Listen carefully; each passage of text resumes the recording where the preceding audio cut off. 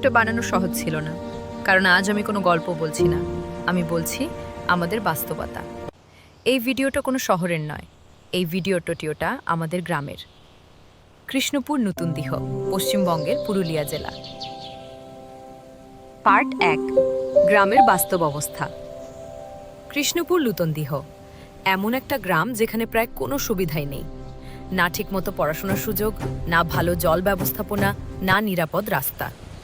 এখানে মানুষ মানুষের প্রতি সহানুভূতি দেখায় না, বরং কেউ যদি একটু সফল হতে চায় তাকে উৎসাহ দেওয়ার বদলে ডেমোটিভিয়েট করা হয়। পার্ট 2, শিক্ষা ও মানসিকতা।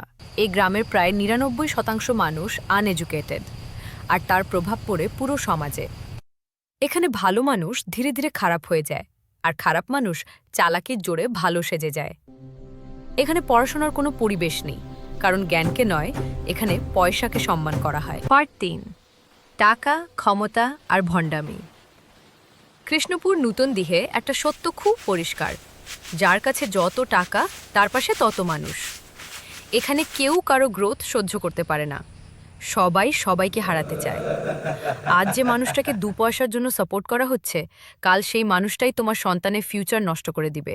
এটা কেউ বোঝে না। তার রাস্তা, নিরাপত্তা ও ভয়। আমাদের গ্রামের রাস্তার অবস্থা আজও ঠিক হয়নি। আমরা নিজেরাই চেষ্টা করছি একটা নতুন রাস্তা বানানোর, কারণ যে রাস্তা দিয়ে আমরা প্রতিদিন যাতায়াত করি সেটা রাতে নিরাপদ নয়। মেয়েরা রাতে বেরোতে ভয় পায়, চুরির সম্ভাবনা থাকে, আর বাস্তবে বহুবার চুরি হয়েও গেছে।